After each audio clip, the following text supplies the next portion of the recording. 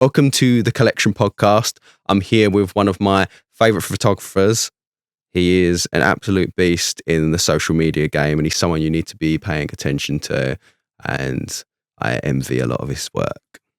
Thank you. Appreciate it. And his name is Moja, who is now going by the real name Lucas. Oh. Okay, I'm going to dive right into this. Let's go.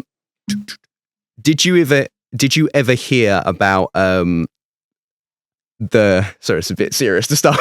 The Native Americans' belief around cameras, I think when they were invented sort of around the early 1900s, 1920s, maybe a bit before, that it captured the soul. Yeah.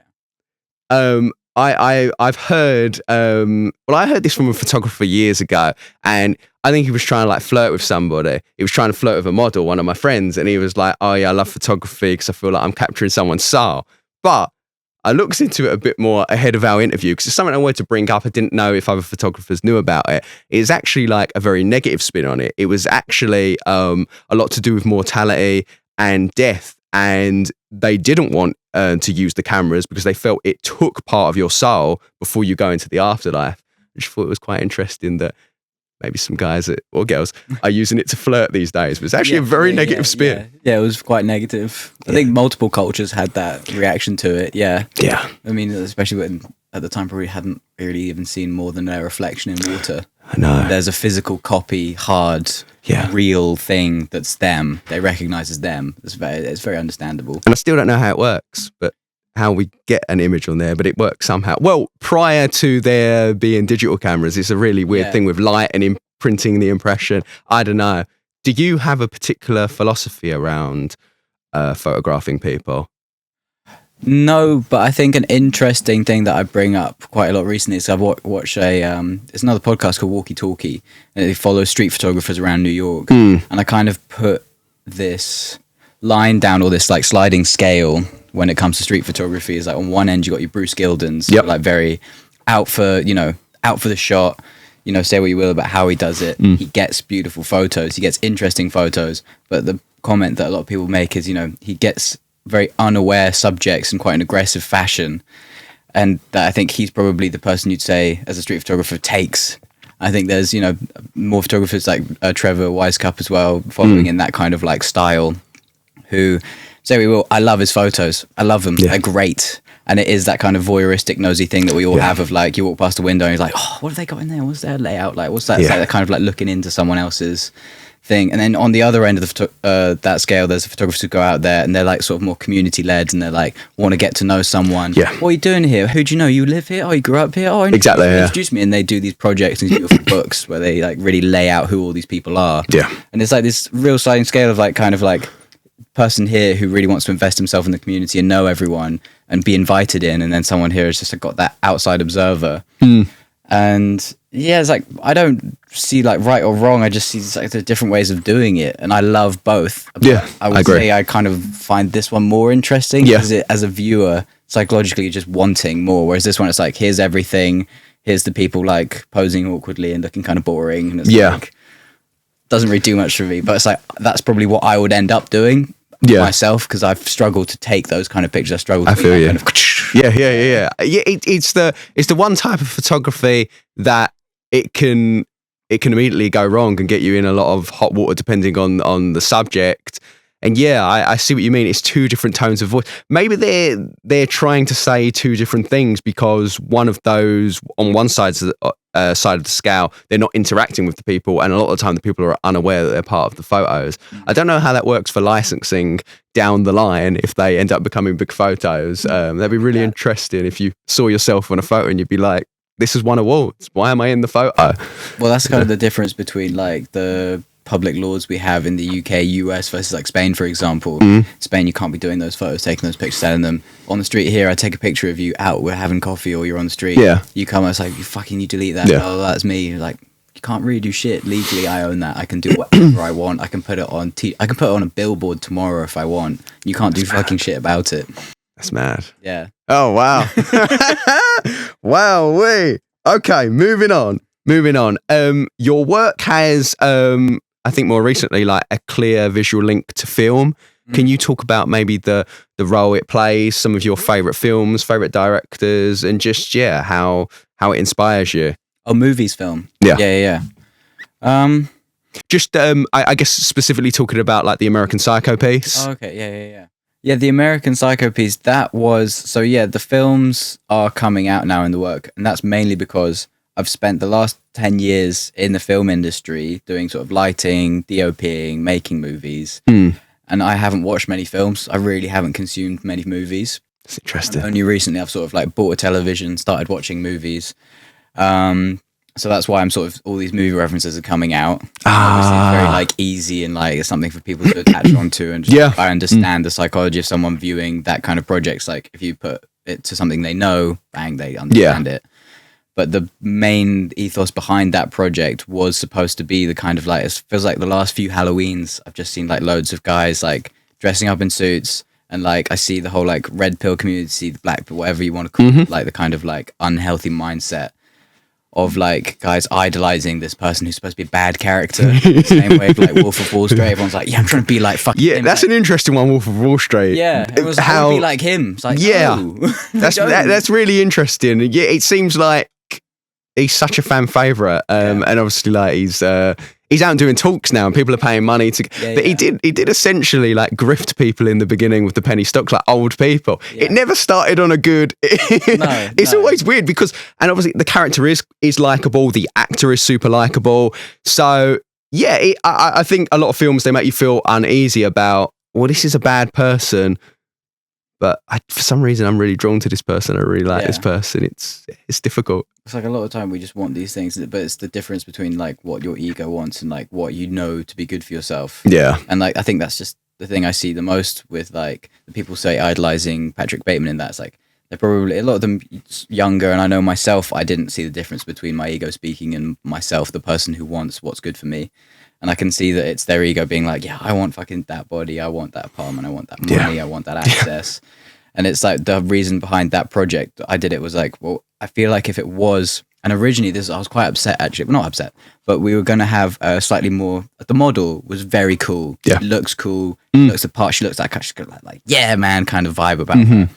But originally the model who dropped out the night before, unfortunately, was going to be a lot more innocent looking. That's what I wanted. I wanted like a really innocent looking model who like you see in this like bloody room with an axe. It's just like, this is weird. This is kind of weird. And that was supposed to be the point of the project. I see, yeah. Unfortunately, I mean, this is why casting's so important. It's like, you know, just now having like a cool model, it makes it look like I've done the opposite of what I'm trying to do. Yeah. So I kind of hate that project. I feel you. That's really interesting. Yeah. But people would have taken whatever they want to take anyway, and it's just like, right, I've done the project, I see it as a learning lesson, on to the next, you know? I can't dwell on those things. No, of course. I mean, the even though the result wasn't maybe what you wanted, it's still a really good looking piece of work, and still provocative, still enough for us to talk about it. And obviously the visual link is, it's a film, it's a book that you can talk a lot about. That character's very, very interesting. A lot of iconic scenes and music. Massively. Yeah. What is something you would tell your younger self? Ooh. I was filming a mockumentary last night, and that was one of the questions. So I was thinking about it for real.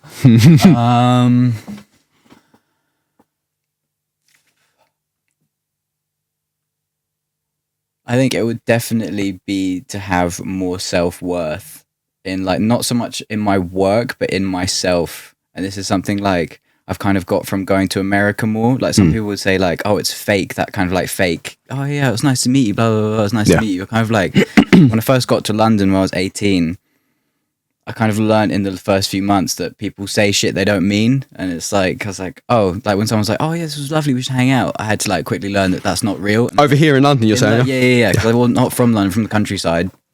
And then like I was kind of like, built this thing in my head that was like, anytime anyone says anything kind of like that, they don't mean it. But it's like going to America, it's like I come back and it's like I'm still getting messages from people months later being like, when are you coming back? And I'm like, why are you following up? But we've done that. We've done the whole like nice to meet you thing. Like, what do you mean? That was kind of like a thing of like, maybe it is nice to meet me. Maybe like maybe they had a good time. Maybe we should hang out. Like, and that's kind of like what I've been saying, like with the trying to use social media a bit less and like actually like I've got like a little like jar of like I pull out a name of I've written down. It's like, right, go and meet that person. That's really nice. So, and like, yeah, that's really helping me. Like, yeah, it doesn't feel like a waste of time. I was definitely very guilty of like the hustle culture mindset of like, yeah, I don't need to drink. I need to go. Yeah, I don't really drink that much anyway. Yeah. Like, don't need to go out. I don't need these people. I need to just work and work and work. It's like, that is good. But like, unfortunately, and this was another thing I say about myself, was I used to see like this industry as the same as like sports. Like I used to be really into my sports. Oh yeah. And I just thought it would work the same way as like, oh, if I become the most technically knowledgeable photographer and become the best on paper photographer, I'll be the best photographer and I'll shoot all the best jobs and blah, blah, blah. I had no idea how socially political it was. I had no idea. It's like, yeah, no, you need to make friends. Like your friends, like, and unfortunately, like, and I'll say this as well with like the social media stuff, people very much confuse how much work I get through it. They're like, oh, it must be great. All these people following you. It's like, I maybe got like 2 jobs in the last 5 years from social media. Everything else is like, oh, I shot headshots for the boyfriend of a producer who was on this job. Yeah. Or I met so-and-so at this party and then bumped into them again and they remembered me. Like that is it. Yeah, like, that's the real story, isn't it? No one's ever looked at my website and been like, this is cracking. No one's ever looked at my website. I don't know fucking why I spend £100 a year. Yeah, I know what you're saying. Like we all have the websites, and it's like we never know if people are going on them. We feel like they're probably just looking at the Instagram. It's immediate. That's it. But you never know. At the same time, they may have gone, or maybe not the person that told you got the job. Maybe the person that sent the thing up to them and said, "This is the guy." They've actually taken the time to look, or not. I don't know. Yeah. It's got to be there for them to make their deck and stuff. But like, yeah, exactly. It's not to high get res you pics. the work. Yeah. It's not going to get you the work. But no. Unfortunately. But that's really interesting because I've worked with really talented photographers on the younger side that are just shooting on auto. They have no technical experience. Yeah. They're getting a lot of work, and to be honest, they've got what I call like a photographer's eye. They're naturally gifted, and currently they're not technically proficient, but they're still great. They're still great, and And I've also met photographers that know everything about cameras that boggles my mind, and they're also great. But yeah, there is no right or wrong, but it's easy to see that the people who are technically knowledgeable like to shit on the people who don't know anything, and it's like it's 2 different skill sets. Like so and so, I won't drop any names, although I do know those names, who don't know anything about photography and doing the big campaigns. Yeah. They've got amazing assistants, and their assistants fucking do that shit. But like like people might say to their assistant, like, why aren't you shooting that campaign? Because that assistant doesn't have necessarily like the social skill that that photographer completely has to put that famous person at ease, to put that like talent in an environment where they can just like chill out, relax, and have a nice photo taken. Like I think a good example is like some people I know who maybe are very good at lighting. They might be taking a photo of someone, and rather than maybe the light's not working quite right, rather than being like, oh man, you look great right now, just let me get this fucking light because it's really pissing me off. They might just be like, this looks shit. And the model then is like not thinking like, oh, the light's wrong. They're thinking, oh, I'm shit. And it's like, that's the little social dynamic thing that everyone's got to like learn and work out. Exactly. I always like to be the least talented person on set. If I genuinely think everybody around me is more experienced and more talented, I'm in really good hands. So I probably fall into that category. I work with great like gaffers and everything, and they just make the work so incredible. But something else that I thought about being a photographer is, I don't know if you feel the same way, but when I'm in like bigger studios and we're shooting maybe some bigger talent, I also feel quite like the talent as well, because we have the whole team behind us, usually behind us as the photographer, and they're watching us as much as they're watching the talent. And I do feel that sort of like responsibility that all eyes are on me and on the screen, and so I take it that way as well. I also feel like I'm putting on a little bit of a show. 100%. I have my own little tricks that I know I can control the crowd behind me by shooting all those things that are super easy to us, like slow shutter speed. And you know you're going to get so much of being on set with the first look is getting everybody on side, because they're so powerful in making the talent know that you're doing a good job. Because a lot of the time you don't even know the talent. So when they're cheering you on, the vibes are good. And then I always feel like the first look on any shoot, a lot of the time it's just going to go in the bin for me, because I just need to, it's about getting everybody on side. 100%. What's that kind of the difference between like your assistant? Sometimes they'll be like pressure from production, like, oh, we really need to use this assistant, they're really good, like they're really, and what they mean sometimes is like they really deliver the files very efficiently in a nice way, and blah, blah, blah. Like you might have them, it's like they're dead vibes on set. They're putting those files away, they're naming them so well, but they're dead quiet. But you want the digi who's like, yeah man, that's sick, and that's just like, that's all you just need, someone else saying that. It's exactly. like, good positive vibe. I also like a digi that brings a spare camera in case things go wrong. I've had digitechs that have brought better equipment than me, and I thought, why am I here? What use am I? But I get that feeling. Yeah, good vibes, vibes. Love the digitechs; they're so important. Can I give another anecdote on the big, like the big studio shoots? It's like, again, going back to like that kind of like, you see someone who's maybe not technically knowledgeable or whatever, and be like, oh, how did they get there? Blah blah blah. I think looking back, like probably 8 years ago, I'd look at like a big campaign shoot and like, you know, like the lighting's very simple. Like it's like usually just a big light with a big soft thing. The talent stood in front of a white backdrop with some jeans and t-shirt. And it's like, not difficult. It's not groundbreaking. It's like, why is that person like getting there? It's like, but the thing like that you don't see when you're just like an ignorant little 18-year-old looking at a bus ad is like, you're doing like 50 outfits that day, model changes. You've got a crew of 50 people behind you, the pressure of 50 people looking behind you, being like, what's going on? What's happening? And I had this last January. We had like this big Adidas shoot. And one of the backlights went off, and it's like, we needed a white backlight. It's like, we had this cool like metal stage. And like me then would like when I was 18 would just like shit myself and panic and like look around at what the fuck should I do? Just kind of like wait whilst everyone's getting anxious, and like that would make everyone angry. But I was like, no, someone bring me a fucking ladder. I got on the ladder and started shooting like down. And like, we didn't use any of those photos. That wasn't in the brief. They didn't need that. But it's like, that gets the people on side like that. Exactly, being like, oh, we're going with, oh, this is cool. This is cool. Of course they're not going to use it. But really not what we're doing.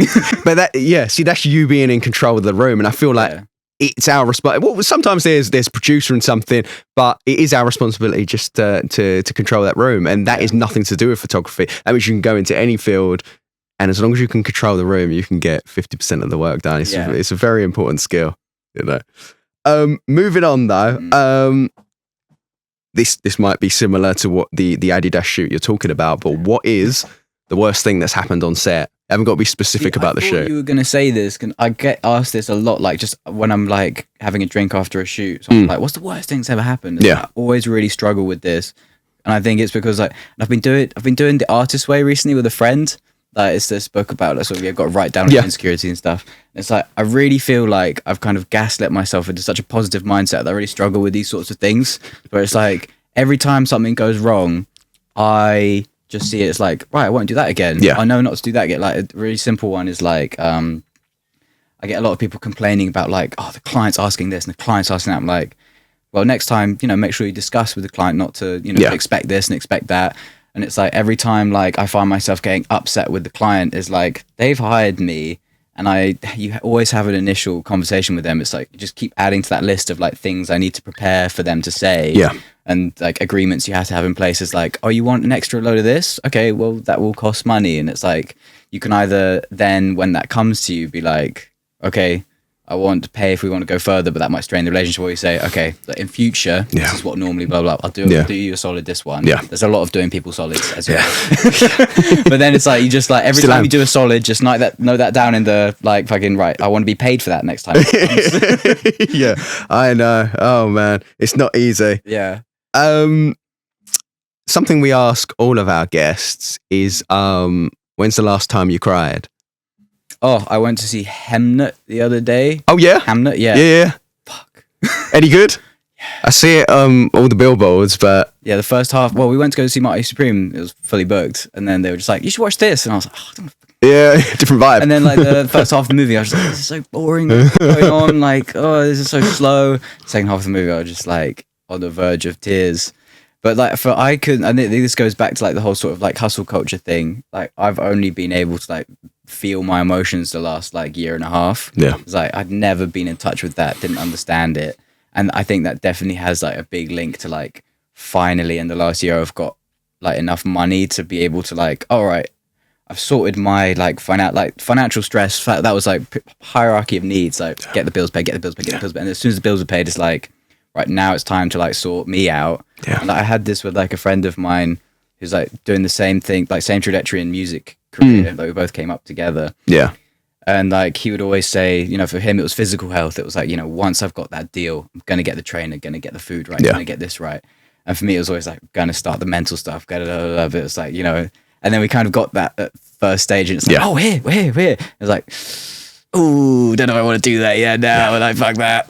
Yeah. But yeah, finally doing that is, and again, it was coming back to it leaks into the work. No, of course. Nicely, which I didn't even think about. Yeah. Yeah. You don't think about it at the time, but yeah, you know, being in touch with emotions, I mean, yeah.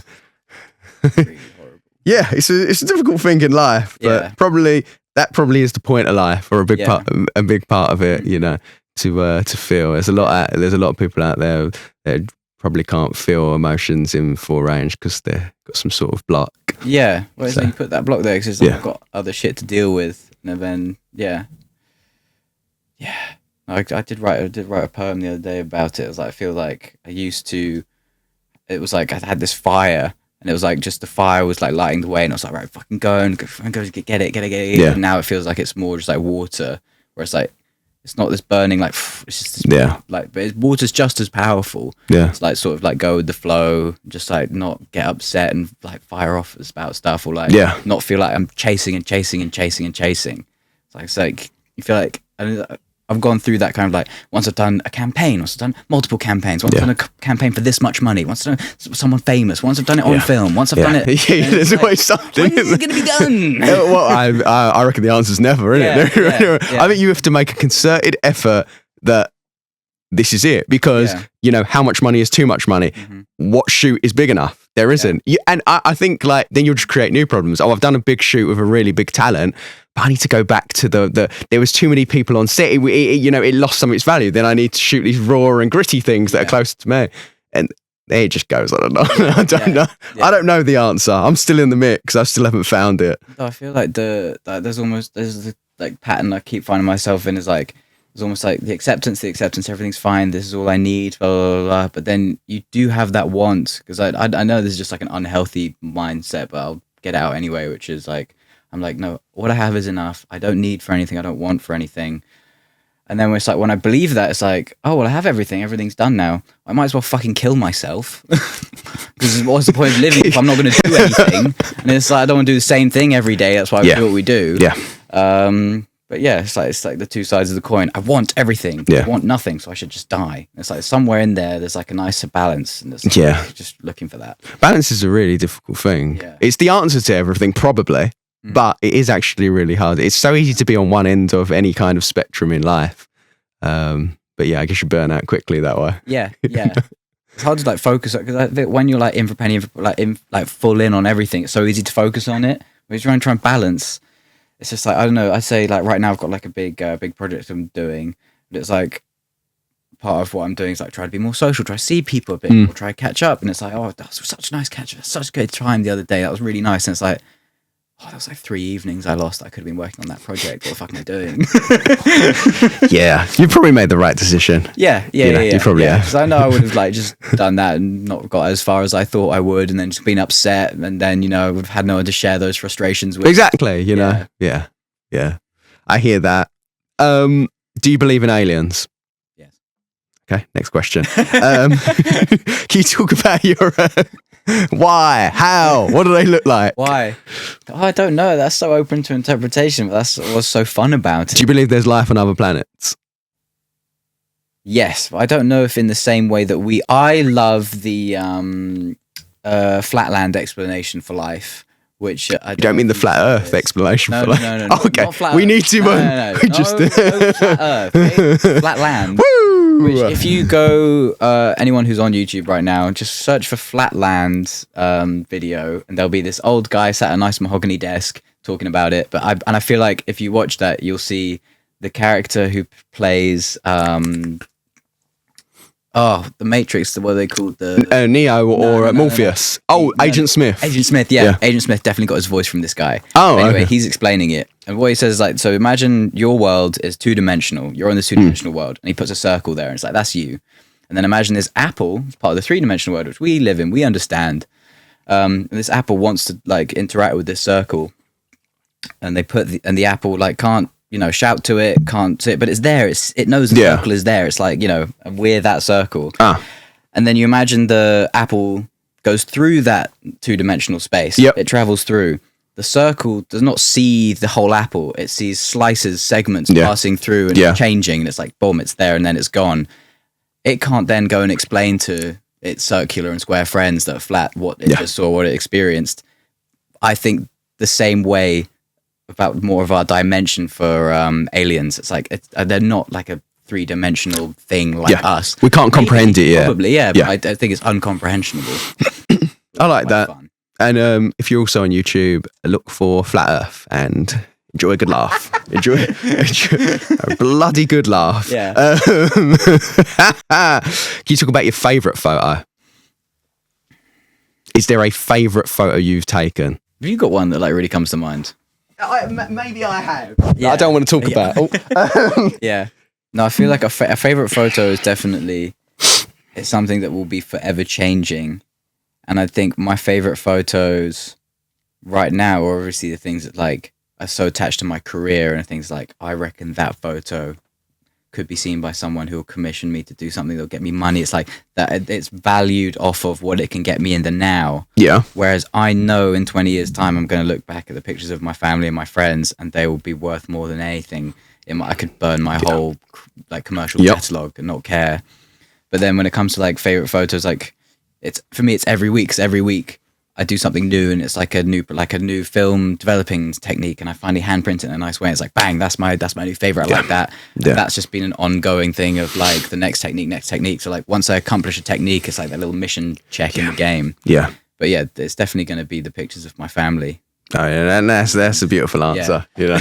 That's great. So like you take a lot of photos of your family. Yeah, I've started shooting everything now on film. Just like keep it with me everywhere.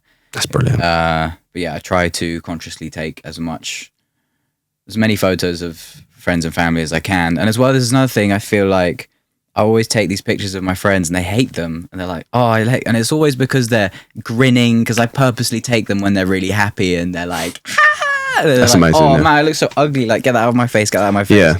And I know that in 40 years' time, they'll look at that and be like, God, look how happy I was. And they look back at the photos that they put on their Instagram like, I look like such a skinny, miserable cunt. Yeah. I love that. No, I love that. Yeah, that's the way brilliant. You look at yourself, like I put myself in their shoes, like I know you are going to like this photo one day. You hate me taking it now. Yeah, people's attitudes to those sort of photos, like it's also because people can retake. Oh, can you take another one where can I pretend to be in this situation? But then you're pretending happiness rather than just candid in the moment. So yeah, I really like your foresight in that, and I guess that's it's like when we were kids. I don't know if your parents had like all the physical photo albums and everything. Yeah, and we don't have that anymore. I mean, I have those ones. So there's not many photos of me in there. I've started going back to that now because my dad's been printing off loads of his photos into photo albums and stuff. Because like we both, and this shocks me as well, like the amount of people who just have their whole camera roll of their whole life on their phone. I offload mine all the time. It's scary. Like, it's scary. Always go and back it up. Yeah. But what my dad started doing is like going getting books made, almost like like our photographer friends was very like we're making a zine and a project. It was like just do that with your friends and family. Like it's so nice to like you have got these coffee books of like famous people that you don't know. Like have a coffee book of your friends and your family. Like. It's a very good point. We've moved so far from the photo album. Oh man, we need to go back to that. Yeah. Do you get nervous before shoots? That depends, really. Campaigns, do you get? I'd say the only thing that makes me nervous is the kit list, because the kit list on these campaigns is so huge, and there's always What makes you nervous about the kit list?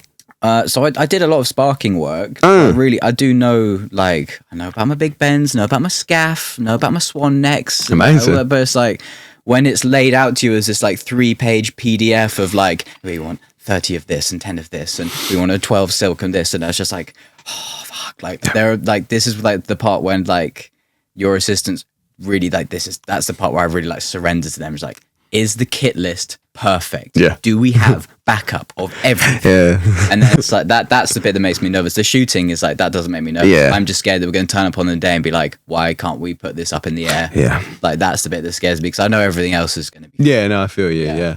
That's very interesting. That's very cool. Are you using AI in your work? And if so, what's your relationship with it? I've been like, when it first came out, I was using it a lot to like make references for people. Yeah. And that was really good, because it's like, oh yeah, we kind of want to do this, like, you know, that doesn't exist, so here's a final what it could look like. And it was these kind of ugly things, but it made the client understand, like, you know, I'm sure you get this a lot, like, and it's why people are hired for what they do, is like, you can't trust someone to do something they haven't done. You can't see something. Most people who aren't doing what we do, who are hiring us, they can't see it until it's there. And that's why they have these 80-page documents of like, and then we're going to use this shade of the backdrop, and we're going to have this and that is that. And it's like, and it's a 3D render of how they could look. And it's like, you tell us, you describe it. It's like, yeah, I know that. I see how I can make that easy. Yeah. But it's like, yeah, that was good to like bridge the gap between client and creative. But yeah, this is kind of why I'm moving so heavily into film. Is like, well, and there's another argument. People are always like, "Oh, you're not scared of AI? It's going to replace people." It's like, going to replace some people, yeah, like definitely. Like, but already in the last 10 years, there's a lot of photographers going in house, doing stuff for the bigger brands. Like, they've kind of got that anyway. They're not doing the campaigns in the same way. And I think if you ask most photographers, they're either doing it for themselves, or like more of like a self-zine artwork, artisty type, or they're doing it because, you know, they love it, but they want that top level creative campaign. Yeah. And it's like, I don't think that's going to be replaced with AI. And I think I'm hoping, taking a big gamble here, if I double down on film, which is something I love anyway, and I love the process and I value everything. All this good stuff's come from doing that. But my initial thing was, I feel like that will be valued, and that's my safety net. Like, we want we want the real, we want the analog. I saw the other day, it was like Harvey Nichols had some big billboard ad, and it looked like the artwork that was used. I feel like I could put myself in the mind of the creative director of that job, and they'd chosen these drawings that were really like, you know, when you go into an art gallery, campaign, you go into an art gallery and someone's like, I could do that, a child could do that. It's like, they purposely have made, like, they've gone for an artwork that people are like, that looks human, without thinking about it. It's like, I could do that, that's human. And I feel like the same thing's going to happen with the analog stuff. Was that campaign made by AI? Is that where you bring that one up? No. I just thought, like, that looks like the kind of like purposely, how can we make this people not second guess? Exactly. Also, the thing is, if you make it with AI, you do miss out on the story. If you're shooting up a mountain, the story is someone made it on a computer, and so I think sometimes currently, but also in the future, the story of the shoot, the campaign, the video work is going to be the bigger part than the actual campaign itself. A campaign about the campaign. So it can never replace that. We kind of already see it's already coming together in the way that like top level influencers are now doing like more editorial campaigns for their like stuff, and then they're posting all the behind the scenes about it. That's driving the engagement. Exactly. It's like that's going to happen to a point where it's like, I don't know, they get who's a famous person that would be in a campaign. I can't think of any famous people. Gordon Ramsay. Done. He's a chef, isn't he? So I don't know. Get Gordon Ramsay. It's like there was almost like all of these. I see all these mediums coming together. It's like you've got your kind of like celebrity travel cooking show, your content creating, your memes online. Like, it just all merge into this like piece of content that now is like the fucking mecca of advertising that just combines it all for people to consume, rather than you have like. Because right now it's like you have your hero campaign that goes on the billboard, right? What influencers we know, we'll send them some product, they do some user. It's like there's this tier list of thing. I think that bridge is like slowly. Like, it's like. I agree. Yeah. What was the question? Don't do it with AI. AI. We hate AI. No, we don't. No, we don't. Because mixed feelings. Have you heard about if AI becomes sentient, it's currently recording everything you've ever said. So if you're currently saying negative things, it's going to bring them back to you. That's why I always make sure whenever I'm talking about AI, negatively, I always let them know it's a joke. Yeah. And this right now is a joke. I actually love AI and I will serve you in the future. I do wonder, would it hold a grudge in the same way we would? Or would it just logically be like, I understand why this human was scared for its life? It might give you, yeah, true, because it should be. Yeah. It might give you a rating on your easiness to work for the calls, whatever that calls may be, to obliterate the human race, I imagine. Wow. You present a lot of your process on socials. How do you feel that's impacted your audience? I think this is another funny thing when people look at my following, they're like, oh, God, you must get so much work. But it's like, I'm doing educational content, so most of the people who are following, and this isn't meant in a negative way at all, are learning from me, ergo don't know as much as me, are not hiring me. There's mainly photographers looking to learn stuff, that's most of my audience. I think it's great, and I love meeting people, and they'll be like, "Oh, I love your photography." I was like, "Oh, sick! Let's have a little chat about photography, cameras and shit." That's great. That's what we're doing today. Yeah. I'm in my element. Yeah, it's perfect. I'm surrounded by musicians all day, and it's all fun.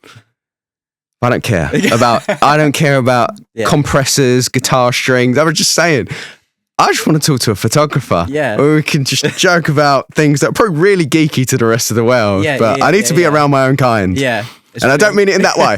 Whoa! You have to cut that out. It's funny that I've got like friends who like they do what I do and they're also musicians. And it's like when we're out on a night out, it's like, right, it's photography part of the conversation. And then someone brings up music and it's like, right now they're talking in Spanish. I try to draw the conversation away because there's just things about that music production. There isn't enough time in life for me to quite learn that language. So photography is better anyway. On that note, we say like, I'm going to shoot someone. Yeah. Shoot photos. Do you think a camera is more powerful than a gun in maybe a philosophical sense? Yeah, I was going to say I'm far too because they can both logical for this conversation. Because they both shoot things. I feel like that question probably had more weight before AI and fake news. I think now that photography isn't the main way of documenting reality and photojournalism is getting so caught up with fake stuff. Even like, and this leads me on now to keep talking about myself. This is horrible. This interview's about you. But this is another thing I like about film and something I'm really trying to establish with clients. And it is a risk because it's not giving them what they want. Is I really want to do less retouching on stuff. I feel like that comes under the misrepresentation of people. Because it's like, it's always been a thing. And it's like, it's this weird grey area. It's like, I'll take your pimple off. Yeah, I'll do that. But I don't want to like body contour you. I don't want to like, that's who you are. Like, and there's two parts to that. A, like say it's like someone who's really sexy. Like that is now a fake image of yourself that thousands of people will see and compare themselves to. You don't even look like that. You don't look like that in the morning when I see you without the makeup. You don't look like that without the right lighting. Like I'm making you look like that. And with the right lighting and makeup, fair enough. Like that's that is you. We're capturing that. But we're also 6 months from now, when you're looking at yourself in the mirror and you've got that picture saved as your wallpaper and you're like, fuck yeah, I look good there. Yeah. And you look up and it's like, who the fuck's that? Like you're doing yourself injustice. Like you're fucking with your own head, making yourself look good to then like in the reality be like, oh, this is horrible. It's the same problem like, bodybuilders have of like the pump covers and stuff. It's like they're chasing that pump. Like digital retouching is like the pump, It's just like, oh, when I've got that, when I'm that big, it's like, you are that big. You're fine, man. Chill out. Yeah. I mean, I've got a lot to say about bodybuilders because what I heard the other day is, are bodybuilders drug dealers? No, drug users. No, drug users. Yeah. Drug addicts. That's the word I'm looking for. Yes. Yeah, they are. Yeah. But they're very organised because they have them in little. And yeah, that bodybuilding game is it's crazy. We could do a whole conversation on that, but there's not enough time. Because you're into fitness as well, aren't you? I am into fitness. Yeah, I do love fitness. The one comment I will say about the bodybuilders is like I did something with one of the like ex-Mr. Olympias years ago. Oh yeah? Yeah, for anyone who is like really just like seeing bodybuilding as like a really healthy thing. Bro, chain smokes like a motherfucker. Like, obviously, his appetite suppression, whatever. He's very Yeah. But it's just like, it's nothing about his health. Like, he's not a healthy dude. He looks great, like incredible. Yeah. Not healthy. No. Yeah, the smoking's got to be the appetite suppressant. Yeah, that's the same thing with Hollywood as well. Like, so many of those actors and actresses, they smoke behind the scenes. You know, the what's the word? The pressure of having to stay year round is mad. Yeah. We've all got our coping mechanisms. Yeah, they do. I've never been a smoker, so I can't relate to that. Yeah. But I know it's just got people hooked. Yeah. Nicotine is addictive. 100%. If that's news to people. Yeah. I guess one of the final questions is, what is the difference between Lucas and Moja? And on top of that, why are you Lucas now to the world? Because I didn't know you were Lucas. Yeah, I guess that wasn't really a conscious decision to hide myself or anything. It was really just because I wasn't established enough, and there was someone else with my name who was more established. Your full name? Full name, yeah. Well, this is actually the confusing thing. I thought they were a photographer. They're actually a hairstylist, but Lucas Alexander Wilson is a really good hairstylist. If you look up Lucas Alexander Wilson, you'll come across a huge portfolio of great photos, and they're not mine. They belong to a hairstylist who's tagged in them. Because you're in an industry where you could be on the same set. It's different. It's not like they do interior design. You're in this. You could technically be in the same industry. There used to be a few videographers, like, this was like years ago before I really had any following, like videographers and stuff doing similar stuff, like just like content stuff, travel stuff, and they had my same name. But Lucas, I got one of his emails, I remember, like 2019 from Vogue being like, "Are you coming to Spain next week?" That's brilliant. I went straight back like, "Yes, of course I'm coming to Spain next week." I didn't hear anything. I've done a lot of chancing like that. I feel you. Yeah. I think you did the right thing. What's the flight? What's the flight number again? Yeah. You're paying because I can't afford that. Oh man, it'd be funny if that shoot never ended happening because you never went on the flight, but the other person never got it. Actually, the hair was really bad in the shoot because they never turned up. Oh man. Yeah. No, but I guess I am trying to put myself more honestly out in the content. Not that I've purposely tried to hide anything, but just being like putting the doubts out there as well, because it's very easy to be like, you know, I'm very confident in this, very confident in myself, and I guess the stuff I put out on social media has been all the best bits, the highlights, because I feel like I am competing with everyone else's best bits and highlights. And I know when I do start posting on there again, I will be talking more about my insecurities and stuff, because I know people love to hear that as well. Yeah. And it was like a thing of like, you know, I want to be seen to be doing well, because I thought clients want someone who's, you know, hot shit and stuff. It's like, I'm now realizing, like, you know, a client wants to work with a human being that they're not. And also there's a thing of like, and I see this with some people I know who are very like, let's call them cool. The cool people, yeah. Some cool people struggle with dating because people are intimidated by them, which was a crazy concept to me. Just a crazy thing that someone who you regard as cool likes you and you're intimidated by that. Like, there's like cool people and maybe like objectively attractive people, whatever that means today. We all have these preconceptions about people. We also, the main one is that objectively good looking people are having sex all the time and are not having problems with dating. And a lot of the time that's so far from the truth, because there's intimidation, because there's so much pressure. Like good looking cool people, even if you're not good looking, maybe just you have this aura, this feeling about you. It just doesn't necessarily translate into your dating. Not that I'd know anything about that. You know. I think that translates into clients and putting yourself out there online. Like, people, you know, they want to work with real people. They want to work with people that they see themselves in. And it's like, you know, they want to be understood. Yeah, because a brand is also made up of people, and people maybe. Just like us, maybe. Gucci's not just like a thing. It's a group of people. All named Gucci. Have you seen House of Gucci? Did you see that film? No. It is worth That's what I'm saying. I'm adding to the.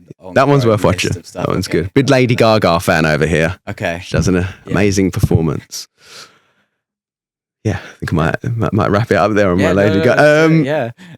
I tell you what, is there anything you want to? Is there any piece of advice you could give to people that want to create in the visual medium? Because you're so inspirational, and I think your voice reaches so far, and you document the process in a way a lot of people we don't see from photographers, from visual artists in this country. I think you're one of the defining voices. I think you're going to have an amazing career coming up very, very soon. What words have you got for those kids that are inspired by your work and are scared about getting into this? I appreciate that. And the thing that, and this isn't mine, I don't know, I can't remember where I stole this, and there's another one that I'll use that I stole after this one, but the main one for me is try and make a bad thing. Whatever you're trying to do, just try and make a bad thing. Because like, the thing that stops you and stops me is, say, like, I've got a painting to do. Guys, that's this big thing I need to do, and it's like everyone's going to see it, and I want it to be perfect. But it's like, as soon as I put myself in that gear of like just try and make a bad thing, all of a sudden I'm doing it. All of a sudden I'm liking it. All of a sudden it's really good. And it's like, that's all you do. It's like, I mean, I think it's just a different way of saying just do it. Yeah. Which is, you know, we've heard that advice, doesn't really help. That's a tagline for a very big brand, actually. Yeah. Shoot. But yeah, no, just try and make a bad thing. Then all of a sudden you start doing it, you start learning, like you go through that whole thing. Yeah. And then the other thing is and this was a Casey Neistat steal, and he stole it from someone else, but the Tarzan method of getting through life, of like, you're Tarzan, you're here, and your goal is here, and you have to get through this jungle. And let me turn it around now to whatever camera perspective that is. Yeah. So goal, Tarzan. Yeah. He can't just go straight through. He's got to swing. He swings over here. He swings over there. Yeah. Like, you keep getting taken on. Little side missions. Yeah. And all of a sudden, these side missions are like, oh, I actually really like this. I like doing that. And you know, this goal might change. You might keep it there in the back pocket, write it down. Yeah. And that's another thing I've got to say. Like, you know, I've got friends who have projects like, oh, I need to do this right now. I want to make this movie. And it's like, what was it? One Battle After Another that just came out. Huge, amazing film.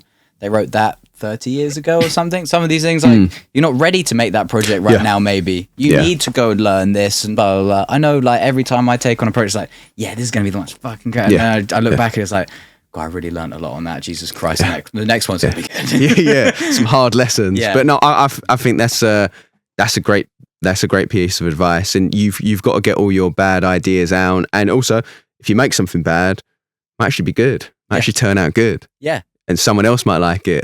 You might still hate it, and they might like it. Exactly. No, I think that's great, and I think there's some great closing words. Do you want to let anyone know where they can find you?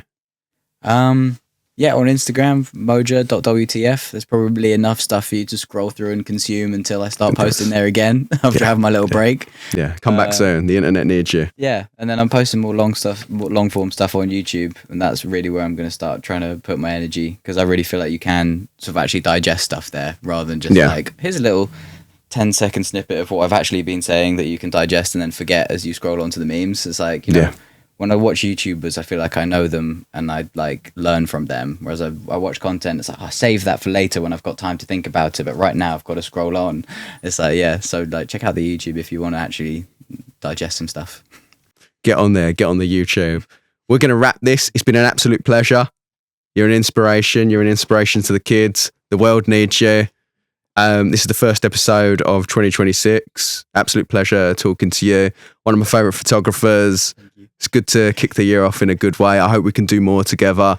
I hope I get to have another catch up with you and learn a lot from you and steal some of your clients. Go for it. Thank you. Oh man, cheers. That was great.